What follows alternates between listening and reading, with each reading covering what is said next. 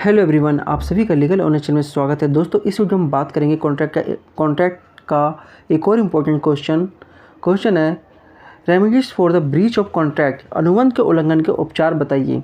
देखिए, अनुबंध का जब उल्लंघन हो जाता है, जब कॉन्ट्रैक्ट का उल्लंघन होता है तो उसके क्या क्या उपचार है वो हमें बताना है। पहले हम बात करते हैं अनुबंध का अर्थ। अनुबंध के उल्लंघन का अर्थ क्या है? किसी अनुबंध को तब समाप्त या तोड़ा जा सकता है जब कोई पक्ष अपने दायित्वों को पूरा करने में विफल रहता है, फेल हो जाता है, या अनुबंध के तहत अपने दायित्वों को पूरा करने में दोबारा मैंने लिख दिया है, या अनुबंध के तहत अपने वादों को पूरा करने से इनकार करता है। अनुबंध के उल्लंघन के उपाय क्या है? पहला है हट जाना, डैमेज के लिए मुकदमा करना। भारतीय अनुबंध अधिनियम 1872 की धारा 73 में इस संबंध में प्रावधान करती है कि यह अनुबंध के उल्लंघन के कारण पीड़ित पक्ष को हुए नुकसान के लिए मुआवजा पाने के अधिकार के बारे में बताती है।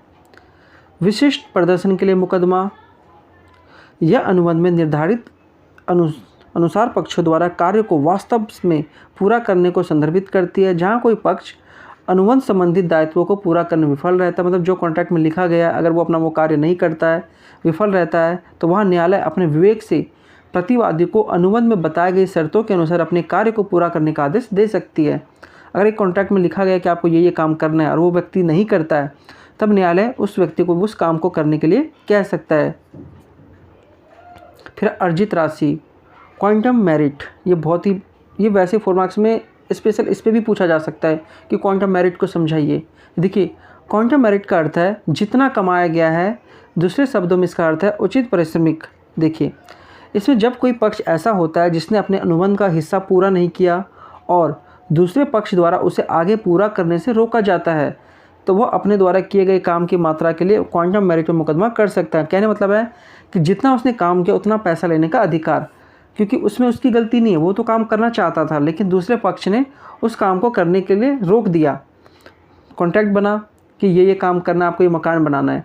अब उस कारीगर को जो कॉन्ट्रैक्टर है वो काम करने ही नहीं दे रहा है। अब सिंपल सी बात है, काम करने नहीं दे रहा, लेकिन उसने जितना काम कर दिया है उसका पैसा तो उसको मिलेगा ना। तो वही है कि भैया जितना काम किया उतना पैसा लेने का उसको अधिकार है। ठीक। फिर है निषेधाज्ञा, इंजंक्शन, जहाँ न्यायालय किसी मामले में प्रतिवादी को ऐसा कुछ करने से रोकने का आदेश दे सकता है जिसे ना करने का उसने वादा किया था। मतलब वादा किया था कि वो ये काम नहीं करेगा, वो फिर भी कर रहा है, तो अदालत उसको रोक सकता है। निषेधाज्ञा ये निषेधात्मक या अनिवार्य हो सकती है और अस्थायी या अस्थायी भी हो सकती है। फिर है अनुबंध का निरसन, जब किसी अनुबंध के किसी पक्ष ने अनुबंध का उल्लंघन किया है तो पीड़ित पक्ष अनुबंध को समाप्त कर सकता है और वह अनुबंध के तहत सभी दायित्वों से मुक्त हो जाएगा। धारा 65 कहती है कि जब कोई पक्ष अनुबंध को समाप्त कर देता है तो वह अनुबंध के तहत प्राप्त किसी भी लाभ को उस पक्ष को वापस करने के लिए उत्तरदायी बन होता है।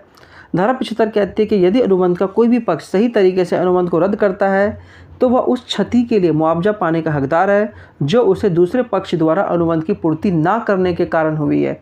ठीक दोस्तों, ये 5 तरीके हैं जिसमें आपको रेमेडी मिलती है अगर कोई भी कॉन्ट्रैक्ट का उल्लंघन होता है। अगर दोस्तों वीडियो अच्छा लगे तो वीडियो को लाइक कीजिए, चैनल को सब्सक्राइब कीजिए। धन्यवाद।